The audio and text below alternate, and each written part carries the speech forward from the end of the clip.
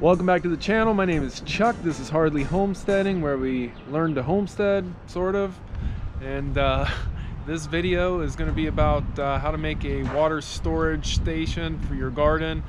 I'm specifically using mine to store used aquarium water that I'm going to fertilize my garden with in the spring. But you could also use it to store rainwater or anything else, liquid that you're using for your garden.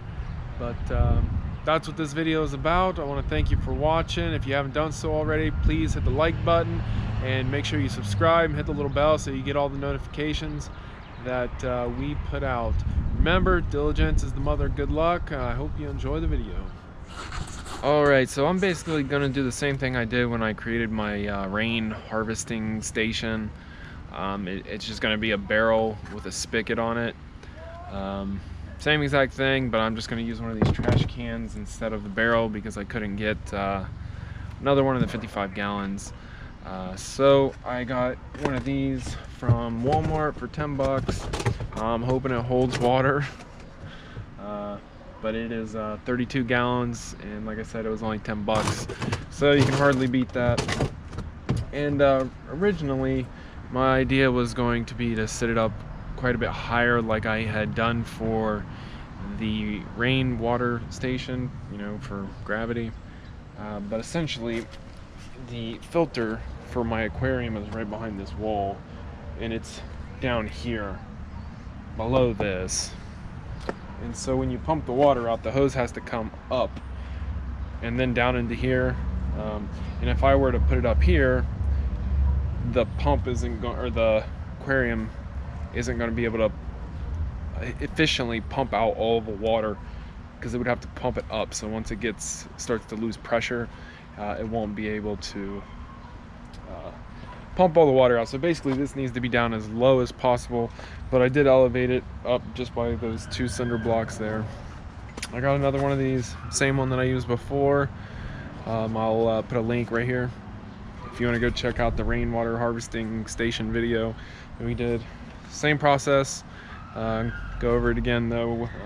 So we're just going to drill a hole and attach this to our barrel. Alright, welcome back to the Thunderdome, aka my garage. We have our implements of construction here. One rain pal, brass rain barrel spigot. Put the link down in the description for that. We'll need a pipe wrench, power drill with a 1 1/4 inch hole saw. And that's pretty much it. So what we're going to do is just decide where we want to put the spigot, and just like with the rain barrel, I'm going to want it to I'll be all the way at the bottom, but just a little bit above that. Alright, so once you figure out where you want it, you're just going to drill the hole. And I decided that I am going to actually pretty much put it back down as far as I can. There's a seam right here where this is attached to the bottom. So I'm going to do it above that, because I don't want it to split and then leak. And I also am not going to drill on this part where it's rounded. But I'm going to come right above that, right about here, and that should be a good enough place as any.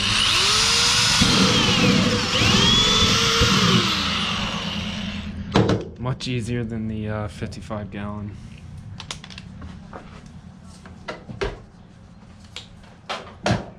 So once you get the hole drilled in it, then you just want to get all this frayed material off of there.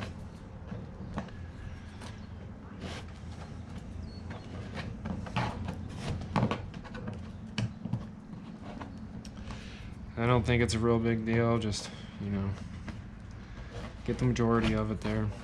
Alright, so you got your Rain Pal brass rain barrel spigot here. You know, I didn't do a ton of research on Amazon or anything. I just like I had said in the last video, I really chose this because this one came with two gaskets, a plastic and a rubber that goes on both sides, and it's made out of brass. They're all relatively the same price, but those were the two things that made me decide to buy this one. That, and it comes with thread tape, but thread tape is cheap. You could always buy that, no problem. So all we're gonna do here is take this piece off. Okay, now this is the piece that attaches to the barrel.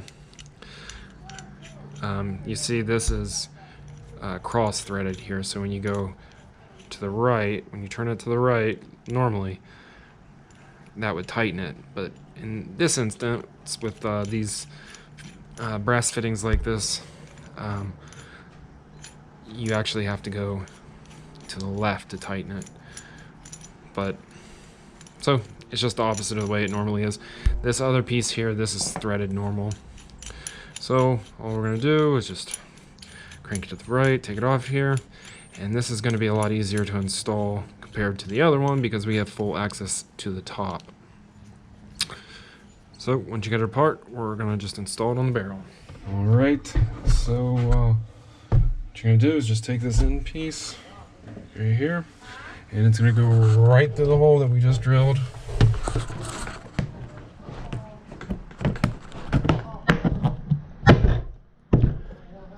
Then we're going to just come back around here, and then we will use our pipe wrench and we will tighten this on there. It doesn't take any silicone or anything. I actually believe the instructions specifically say not to use silicone. It's not necessary, and it may actually inhibit something, or maybe not. Maybe it's perfectly fine to use. I can't really see how it would harm anything, but so like I said, don't get frustrated with this. It is threaded backwards, so we're going to go to the left to tighten it. And we'll just tighten it mostly by hand here until we get to the bottom there, and then we'll just use the pipe wrench, crank it over, and should be good to go.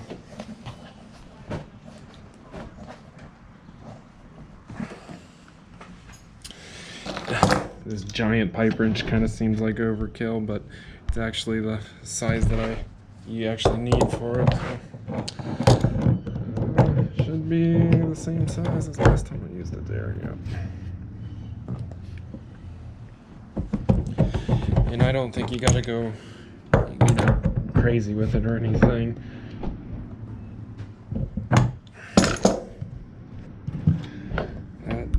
I believe that should be good enough right there. I think if I turn it any further, it's just going to spin maybe, but I don't.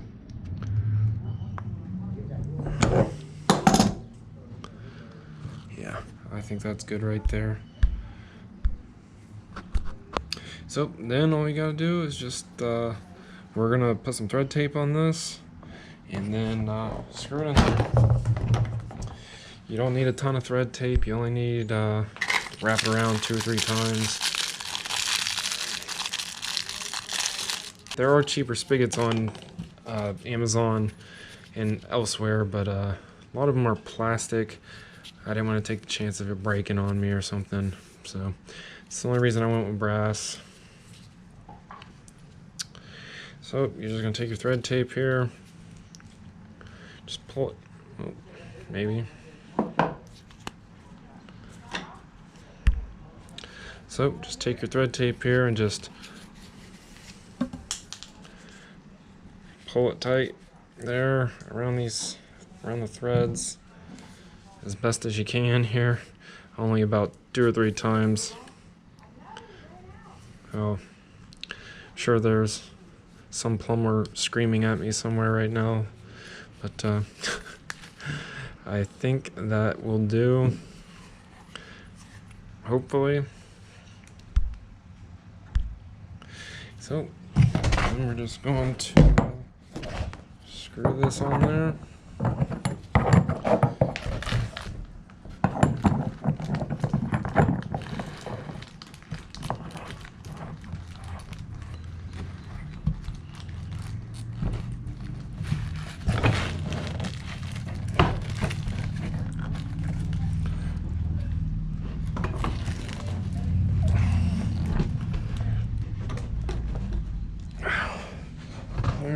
it didn't seem like it went on there as far as the other one did, but it might just because of the thread tape.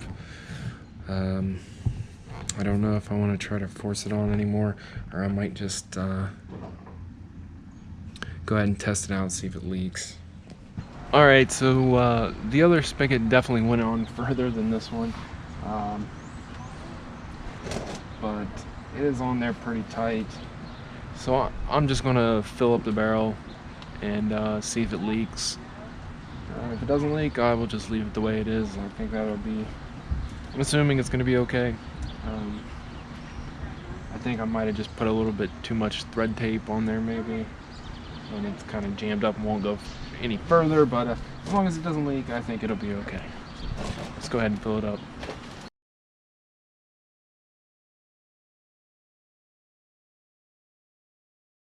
So I went ahead and just filled it up all the way so I could sort of just check the integrity of the whole thing here.